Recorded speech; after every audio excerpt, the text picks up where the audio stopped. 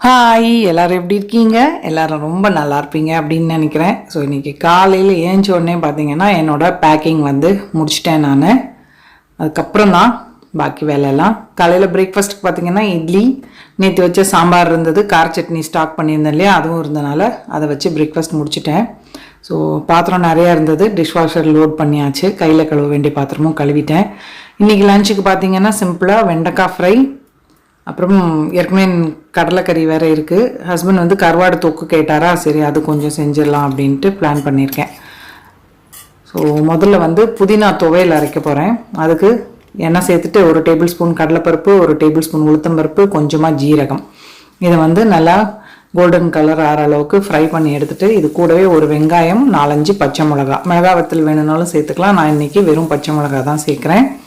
So இது நல்லா வதக்குனதுக்கப்புறமா 1 கட்டு புதினா, 1 கட்டு மல்லி, இது ரெண்டுமே நல்லா க்ளீன் பண்ணிவிட்டு அலசி எடுத்து வச்சுருந்தேன். அதையும் சேர்த்துட்டு ரொம்ப நேரம் ஸ்டவ் ஆன் பண்ணி வச்சுருக்க வேண்டாம். ஜஸ்ட்டு இந்த மாதிரி சுருங்கின உடனேயே ஸ்டவ் ஆஃப் பண்ணிடலாம். இதை ஒரு பிளேட்டுக்கு மாற்றி வச்சிடுறேன். ஆறுனதுக்கப்புறமா கொஞ்சமாக புளி, உப்பு, பெருங்காயம் சேர்த்து அரைச்சிட்டோம் அப்படின்னா சூப்பராக துவையல் ரெடி. சாதத்துக்கு பிசைஞ்சு சாப்பிட்ற மாதிரி தான் இந்த துவையலுமே கூட பண்ணுறேன் இன்றைக்கி. அதே மாதிரி நைட்டுக்கு வந்து மட்டர் பன்னீர் பண்ணலான்னு பன்னீர் இது இருந்தது. ஸோ அதையும் வந்து செஞ்சு வச்சிடணும். கடகடன்னு வேலை பண்ணிகிட்ருக்கேன். ஃபுல்லாக வந்து எல்லாமே ரெசிப்பியாக எடுக்கல. நான் ஏற்கனவே ரெசிபி பன்னீர், மட்டர் பன்னீர்லாம் நிறைய தடவை போட்டிருக்கேன். வேணும்னா சொல்லுங்கள், திருப்பி எப்பயாவது ஒரு தடவை பண்ணுறப்ப பண்ணுறேன். இன்றைக்கி டைம் ஆகிடுச்சு அப்படின்னு சொல்லிட்டு கடகடன்னு வேலை பார்த்துட்ருக்கேன்.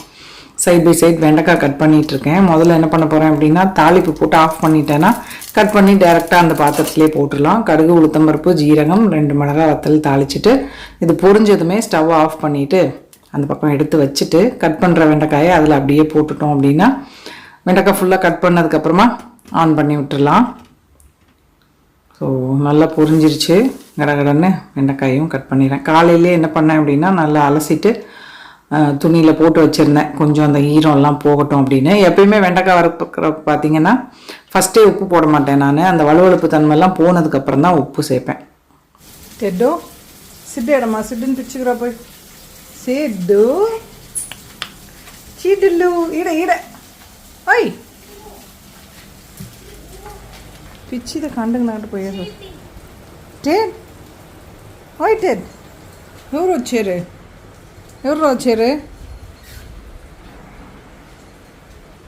ఎవరు రాలా రాయడ.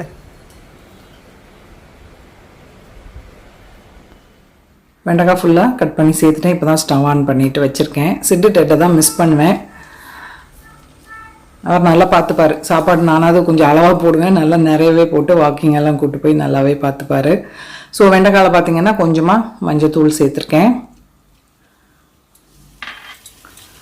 இப்போது லெமன் வந்து ஒரு 4-5 இருந்தது. இதையும் என்ன பண்ண போகிறேன், புளிஞ்சிட்டு தாளித்து வச்சுட்டேன் அப்படின்னா 2 தடவை சாதத்துக்கு அவருக்கு மிக்ஸ் பண்ணிக்கிறதுக்காகவும். இது பண்ணுற பிளான்லாம் இல்லை, ஆனால் லெமன் இருந்தது. அவர் வேறு எதுக்கும் யூஸ் பண்ண மாட்டார். சரி, அது அப்படியே வேஸ்ட்டாக போகுமே அப்படின்ட்டு ஃப்ரிட்ஜில் காயெல்லாம் பார்த்தப்போ இருந்ததா, சரி எடுத்து பிழிஞ்சிட்டு அதுவும் ரெடி பண்ணிடலாம் அப்படின்னு. வெண்டைக்காய் ஓரளவுக்கு முக்காப்பதம் வதங்கினதுக்கப்புறமா ஒரு வெங்காயம் கட் பண்ணி சேர்த்துருக்கேன்.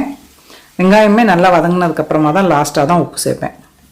ஸோ இதில் பார்த்திங்கன்னா கடுகு, உளுத்தம்பருப்பு, கடலைப்பருப்பு நார்மலாக நம்ம செய்வோம் இல்லையா, அதே மாதிரி கொஞ்சமாக வெள்ளைப்பூடு தட்டி போட்டிருக்கேன். கருவேப்பிலை, மிளகாய் வத்தல் எல்லாம் சேர்த்து தாளிச்சிட்டு கொஞ்சமாக மஞ்சத்தூளும் இதுவும் உப்பும் போட்டுட்டு அந்த எலுமிச்சை சாறு போட்டு இறக்கிட்டோம் அப்படின்னா லெமன் ரைஸ் கலவை ரெடி. இந்த பக்கம் வெண்டைக்காய்க்கு துருவின தேங்காய் சேர்த்துட்டு கொஞ்சமாக பெப்பர் தூள் சேர்த்து நல்லா கிளறி இறக்கிட்டேன் அப்படின்னா வெண்டைக்காய் பொரியலுமே கூட ரெடி.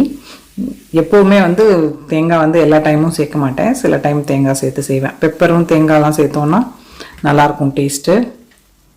ஸோ இந்த பக்கம் பாருங்கள், எலுமிச்சை சாதம் மிக்ஸுமே ரெடி. ஒரு ஆளுக்குன்னா 2 தடவைக்கு போதும். ஆறுனதுக்கப்புறமா பாட்டிலில் ஊற்றி ஃப்ரிட்ஜில் வச்சிடணும்.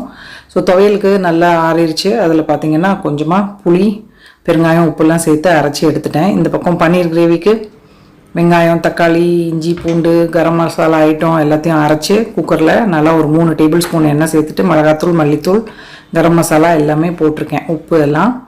ஸோ இது கூட ஃப்ரோசன் பீஸ் போட்டு ஒரு 2 விசில் விட்டு எடுத்துட்டோம் அப்படின்னா இறக்குனதுக்கப்புறமா பன்னீர் சேர்த்து ஒரு கொதி வந்ததும் இறக்கிட்டோம் அப்படின்னா சப்ஜி ரெடி. க்ரீமோ பாலோ கூட சேர்த்துக்கலாம்.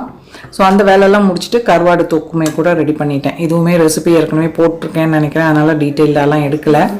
ஸோ சாப்பிட்டுட்டே வந்து பேர்ல் மானியோட ஸ்விட்சர்லாண்ட் சீரீஸ் வந்து பார்த்துட்டு இருந்தேன் vlog. ஸோ அப்படி இப்படி எல்லா வேலையும் முடிஞ்சது பாருங்கள். பன்னீரும் போட்டு இந்த கிரேவியும் ரெடி பண்ணிட்டேன். கொஞ்சம் க்ளீனிங் வேலைலாம் இருந்தது, ஃபுல் டைம் பிஸியாக இருக்குது. ஸோ ஈவினிங் ஆகிடுச்சு பாருங்கள், பேக்கிங் ஃபுல்லும் முடிஞ்சது. ஸோ கிளம்புறதுக்கு முன்னாடி மேக்ஸில் போய் ஏதாவது வேணுமா அப்படின்னு பார்த்துட்டு வரலாம். ப்ளூ கலர் லெகிங்ஸ் எடுக்கணும்னு போனேன். ஆனால் ஒன்று எடுக்க போனால் சும்மா வருவோமா, எல்லாத்தையும் வேடிக்கை பார்த்துட்டு வீட்டுக்கு போடுறதுக்கு இந்த பைஜாமாஸ் அங்கே தான் எப்பயுமே வாங்குவேன். நல்லா இருந்தது, புதுசாக வந்திருந்ததா சரின்னு அது ஒரு 2 அது கூட போடுற மாதிரி டாப்ஸ் எல்லாம் எடுத்தேன். அபியுமே கூட அவனுக்கு ஏதோ தேவையான ஜீன்ஸு டிஷர்ட் எல்லாம் வாங்கினான். பில் போட்டதுக்கப்புறமா தான் ஐயோ இந்த டிஷர்ட்டும் வாங்கியிருக்கலாமேன்னு தோணுச்சு. இந்த முன்னாடிலாம் இருக்குது பாருங்கள், சரி இருக்கிறது போதும் தேவையில்லை அப்படின்ட்டு வந்துட்டேன். வச்சோன்னா செலவு அது பாட்டுக்கு போகும், அதனால் போகிற இடத்துலையும் எதுவும் வாங்குவோம், அதனால் போதும் அப்படின்ட்டு இந்த 199 2 எடுத்தா அப்படின்னு இதில் 2 டாப்ஸ் எடுத்தேன் டெய்லி வேர் போடுறதுக்கு. ஸோ கடையில் எடுக்கிறோமோ இல்லையோ எல்லாத்தையும் ஒரு தடவை வேடிக்கை பார்த்துட்டு மேலே மென் செக்ஷன் கிட்ஸு இது எல்லாமே இருந்தது, அங்கேயும் அபி போய் அவனுக்கு தேவையானதை எடுத்துக்கிட்டான். சுற்றி வேடிக்கை பார்த்துட்டு அப்படியே வீட்டுக்கு வந்தாச்சு. வந்து டின்னர் முடிச்சுட்டு இந்த வீடியோ எடிட் பண்ணிட்டேன்னா தூங்க வேண்டியது தான். அபி சாப்பிட்டுட்ருக்கான், டிட்டும் கூட உட்காந்து டிவி பார்த்துட்ருக்கான் பாருங்கள். ஸோ ஹோப் இந்த வீடியோ உங்கள் எல்லாருக்கும் பிடிச்சிருக்கும் அப்படின்னு நினைக்கிறேன். பிடிச்சிருந்ததுன்னா லைக் பண்ணுங்கள், ஷேர் பண்ணுங்கள், மறக்காமல் நம்ம சேனலுக்கு சப்ஸ்கிரைப் பண்ணிக்கோங்க. இவ்வளோ நேரம் இந்த வீடியோ பார்த்தவங்க எல்லாருக்கும் என்னுடைய நன்றி, வணக்கம். Love you all.